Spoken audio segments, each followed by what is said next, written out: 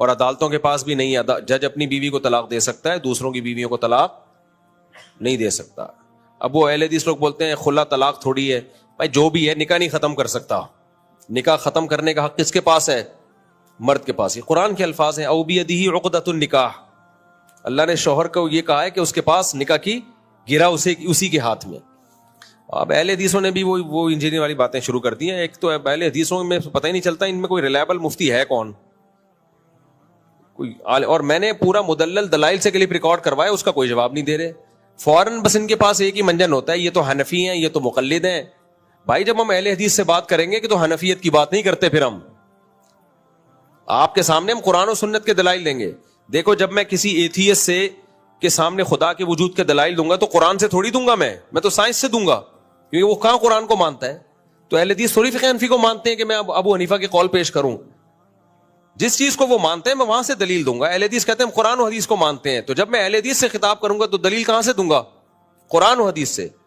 تو انجینئر تھوڑی ابو حنیفہ کو مانتا ہے. تو جب میں انجینئر کے خلاف عدالتی خلا ریکارڈ کرواؤں گا تو امام حنیفہ کی بات تھوڑی کروں گا. میں بات اس کی کروں گا جس کا وہ دعویٰ کرتا ہے کہ میں مانتا ہوں. وہ کہتا ہے میں قرآن و سنت کو مانتا ہوں, تو میں دلائل کہاں سے دوں گا؟ قرآن و سنت سے. تو پورے کھلے والے کلپ میں نے قرآن و سنت سے دلائل دیے. تو نہ اہل حدیث کے پاس اس کا کوئی جواب ہے, بس پھینکتے رہو. یہ عجیب لوگ ہیں یار, خود جتنی مرضی اندھی تقلید کریں یہ مقلد نہیں بنتے. ہم قرآن و سنت سے دلائل کے انبار لگا دیں تو وہ پھر بھی یہ حنفی ہیں, چونکہ حنفی ہیں تو وہ حنفی والی باتیں کریں گے. ابے ہم تمہیں قرآن و سنت سے دلائل دے رہے ہیں بھائی, اور حنفی ہم ہیں بھی اسی وجہ سے کہ حناف میں دلائل کہاں سے لیے جاتے ہیں؟ قرآن و سنت سے. تبھی تو ہم حنفی ہیں. اگر تورات انجیل سے لے رہے ہوتے پھر ہم نہیں حنفی ہوتے.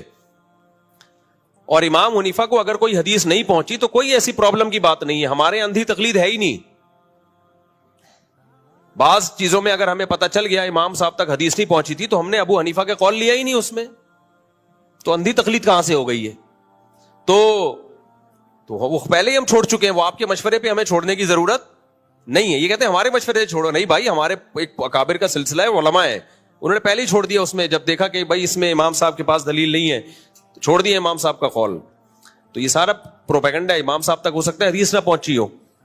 تو جب دیکھا بھائی سری حدیث ہے تو اب پھر رفع الدین پر آتے ہیں کہ رفع الدین میں سری حدیثیں کیوں چھوڑ دیتے ہو؟ رفع الدین میں ہم حدیثیں نہیں چھوڑتے. ہم رفع الدین کے بارے میں یہی بات کہتے ہیں جو امام مالک نے ہاتھ باندھنے کے بارے میں بات کی ہے. امام مالک کہتے ہیں ہاتھ باندھنے کی حدیثیں لائے ہیں, لیکن کہتے ہیں مدینہ میں ہم نے دیکھا کہ ہاتھ چھوڑ کے نماز پڑھ رہے ہیں, جس سے صاف پتہ چلتا ہے کہ نبی نے آخری عمر میں ہاتھ باندھنا چھوڑ دیے تھے, ورنہ یہ سارے مدینہ والے ہاتھ باندھنا نہ چھوڑتے. تو یہ ویلڈ پوائنٹ ہے. تو بالکل یہی ہمارا رفع الدین کے بارے میں ہے. بھائی نبی نے کیا ہے رفع الدین, کون منع کر رہا ہے؟ لیکن دو سجدوں کے درمیان بھی تو کیا ہے نا. تو بھائی جیسے وہ چھوڑ دیا نبی نے تو باقی بھی چھوڑ دیا. کیا دلیل ہے؟ مدینہ والوں اور کوفہ والوں کا عمل.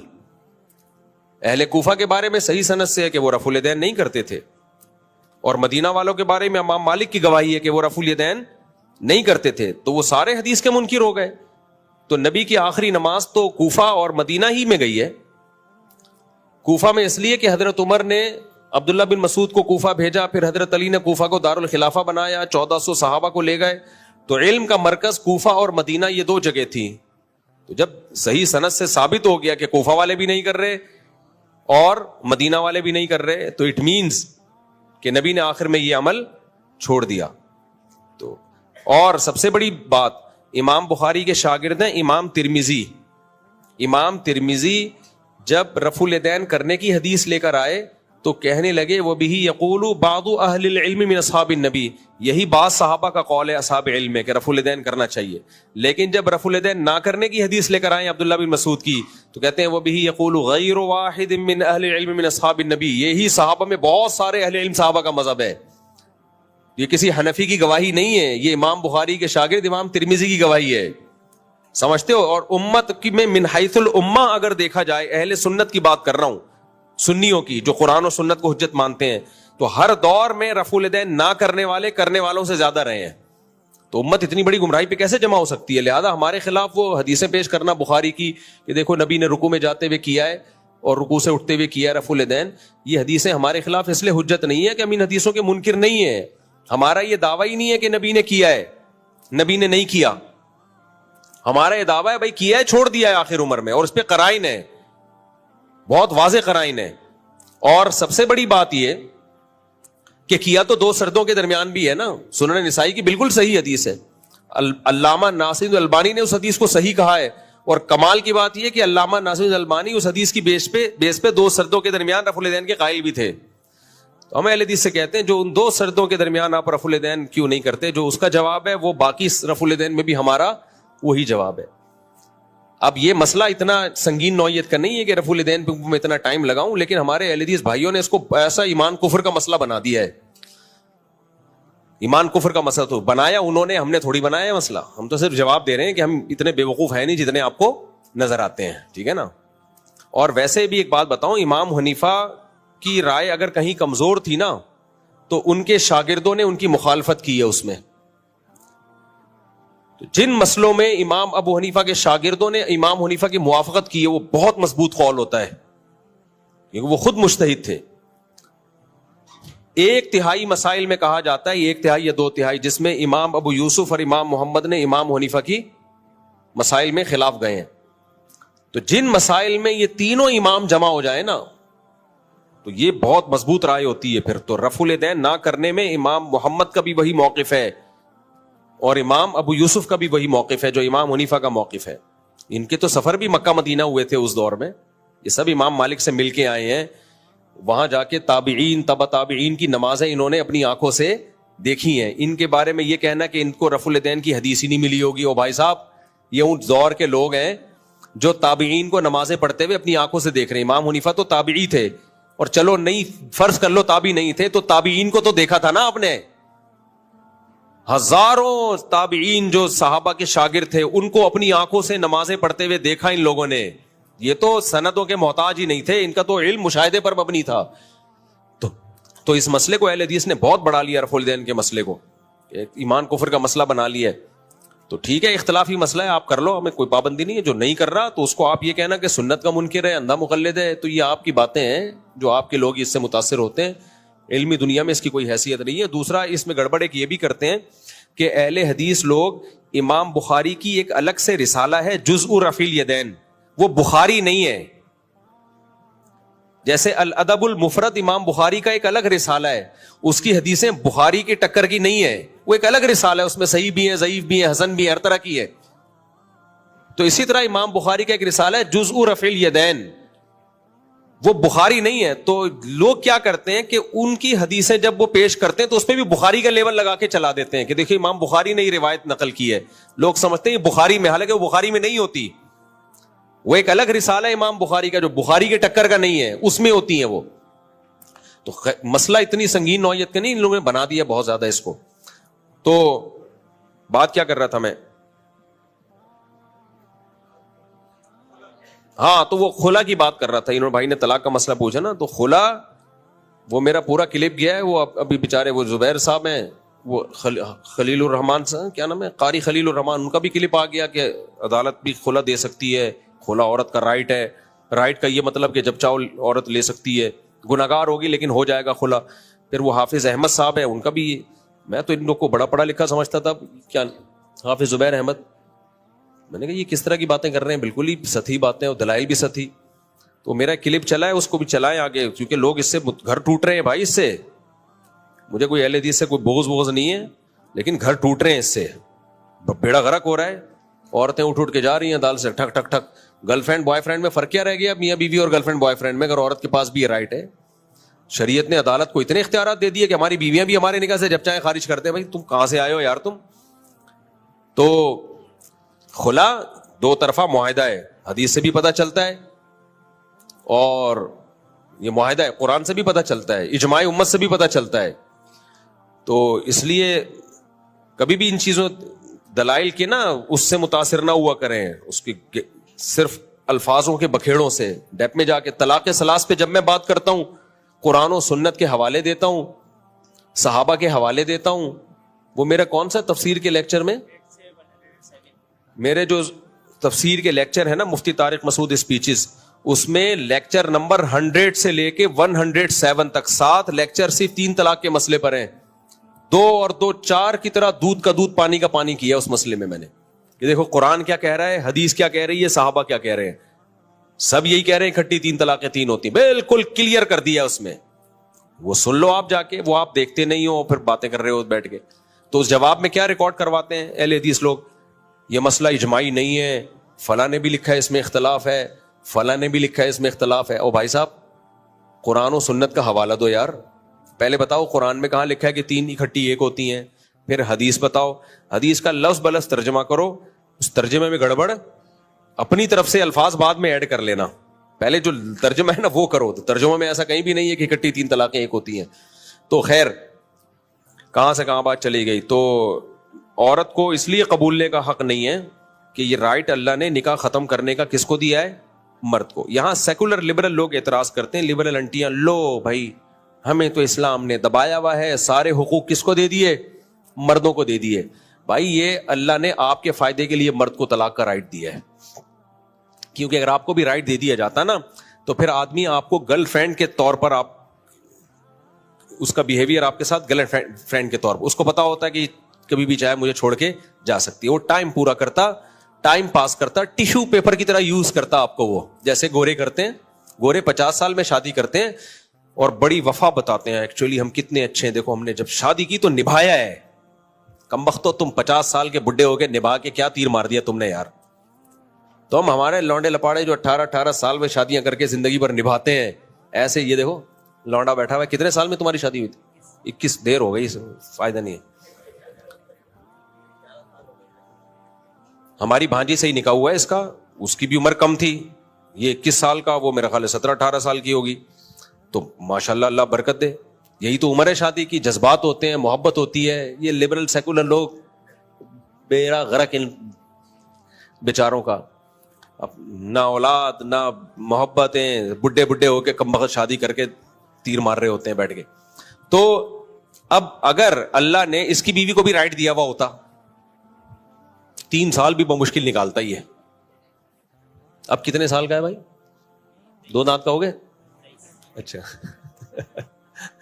تو بھائی کیونکہ آدمی کہتا ہے بھائی کسی بھی وقت چھوڑ کے جا سکتی ہے, تو انسان اپنی جس چیز کے یہ احساس ہوتا ہے نا میری ہے, میری ہے, اس سے محبت بھی کرتا ہے.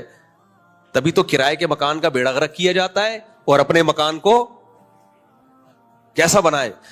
جو ٹھیکیدار اپنے لیے جو گھر بناتا ہے اس میں سریا بھی پورا ڈالے گا, اس میں اگر آپ دیوار پہ کیل ٹھوکو گے تو پلستر گرے گا بھی نہیں.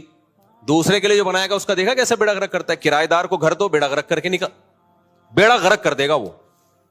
تو جب آپ کو پتا ہے کہ یار کسی بھی وقت جا سکتی ہے, بے شک ابھی کتنی محبتوں کے دعوے کر رہی ہے لیکن اس کے پاس بھی رائٹ ہے, تو پھر آدمی کہتا ہے ٹائم پاس کرو میرے بھائی, ٹیشو پیپر کی طرح یوز کرے گا, بس اپنی جنسی خواہش کے لیے رکھے گا اس کو. تو یہ مرد کو یہی احساس بیوی پہ خرچ کرنے پر مجبور کرتا ہے, یار یہ میری ہے, یہ عدالت کی نہیں ہے. یہ قاری خلیل, کیا نام ہے, قاری خلیل الرحمان صاحب کی بھی نہیں ہے یہ, اور وہ حافظ کیا نام ہے, حافظ زبیر صاحب کی بھی نہیں ہے یہ. جب تک میں نہیں چھوڑوں گا یہ نہیں جائے گی. حافظ زبیر صاحب کو یہ حق نہیں ہے, کیونکہ حافظ زبیر صاحب نے فتویٰ دیا ہے ابھی کہ کسی کی بیوی کے بارے میں ہو گیا نکاح ختم. اس میں یہ بھی تھا کہ وہ بندہ کہہ رہا ہے کہ بیوی نے ایڈریس بھی غلط ڈالا ہے نوٹس بھیجنے کے لیے, پھر بھی بس ہو, عدالت نے فیصلہ کر دیا تو ہو گئی. تو یہ اللہ نے ایک ہی تو چیز ہے میرے بھائی جس پہ ہمیں کنٹرول دیا ہے.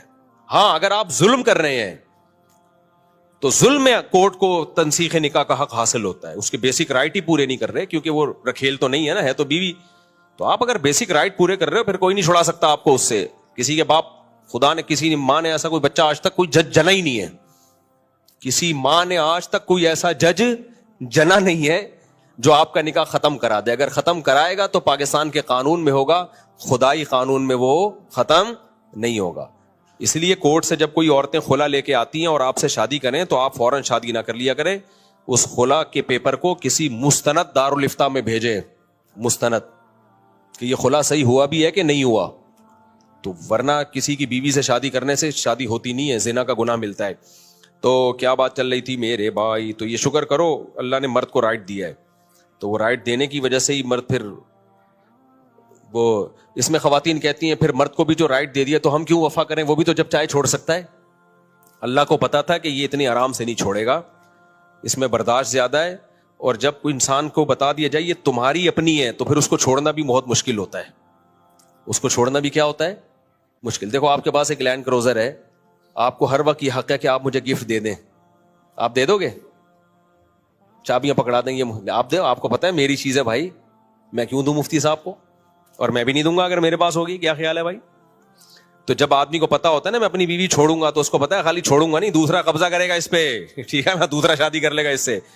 تو اس لیے مرد کے لیے طلاق دینا آسان کام نہیں ہے. تبھی تو اکثر ہم نے دیکھا 3 طلاقیں دے کے رو ہی رہے ہوتے ہیں, آج تک کوئی خوش نہیں دیکھا میں نے. اسی وجہ سے کہتا ہوں زبانوں پہ کنٹرول کرو. طلاق کے علاوہ بہت سارے مسئلے ہیں, حل ہیں بھائی.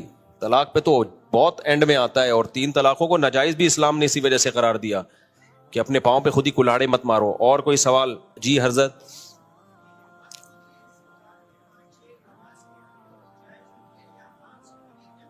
کیا شلوار کے پانچے عام حالات میں بھی اوپر رکھنا واجب ہے؟ یعنی نماز کے اندر نماز کے باہر بھی رکھنا لازم حرام ہے یا نماز ہو جاتی ہے یا نہیں؟ نہیں, نماز نبی صلی اللہ علیہ وسلم نے فرمایا کہ لا يقبل اللہ صلاۃ رجل مسبل ازارہ, اللہ اس کی نماز قبول نہیں کرتے جو ازار اپنا ٹخنوں سے نیچے رکھتا ہے, تو قبول نہیں ہوتی نماز. یعنی باقی فقہی لحاظ سے فرض ادا ہو جاتا ہے. ایسی حدیثوں کا مطلب یہ ہوتا ہے کہ اس پہ جو ثواب مرتب ہونا چاہیے تھا وہ مرتب نہیں ہوتا. جیسے حدیث میں آتا ہے جو روزے میں غیبت کرے تو روزہ ٹوٹ جائے گا. تو ٹوٹنے کا مطلب یہ نہیں کہ اب قضا لازم ہے, وہ فقہی لحاظ سے اسلامی قانون کے لحاظ سے تو ہو گیا, لیکن اس کی جو برکتیں تھیں وہ حاصل نہیں ہوگی. صحیح, جزاک. چلیں بھائی.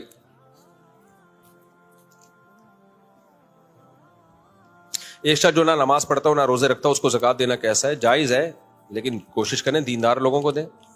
زکوٰۃ تو کوئی بھی مسلمان غریب ہو اس کو دینے سے ادا ہو جائے گی.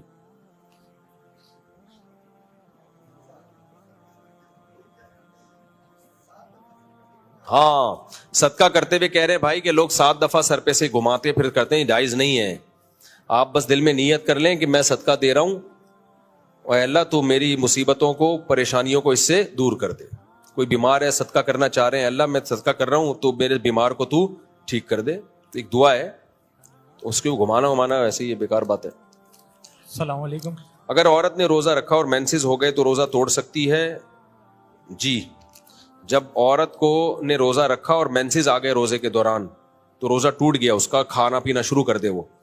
لیکن اگر مینسز تھے اور روزہ نہیں رکھا, مینسز کی وجہ سے روزہ چھوڑ دیا, اور روزے کی دوران روزہ جب چھوڑا ہوا تھا اور مینسز بند ہو گئے, تو پھر اس پر کھانا پینا ناجائز ہو جائے گا اس کے لیے.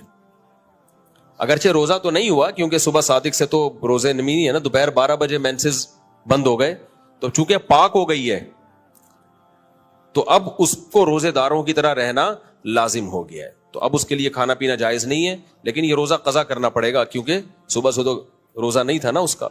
یہی حکم مسافر کا ہے کہ کسی نے سفر میں روزہ نہیں رکھا, کھا رہا تھا, اور اس دوران وہ اپنے شہر میں داخل ہو گیا تو اب مقیم بن گیا ہے. اب چونکہ مقیم بن گیا ہے تو رمضان میں اب اس پہ افطاری تک روزے داروں کی طرح رہنا لازم ہے اس کے اوپر. اب وہ کھا پی نہیں سکتا کیونکہ مقیم بن گیا ہے نا, تو مقیمہ والے حکام ہوں گے. ہاں قضا بھی کرے گا بعد میں, لیکن افطاری تک اب اس کے لیے کھانا پینا جائز نہیں ہے, وہ روزے داروں کی طرح رہنا لازم ہے اس پہ.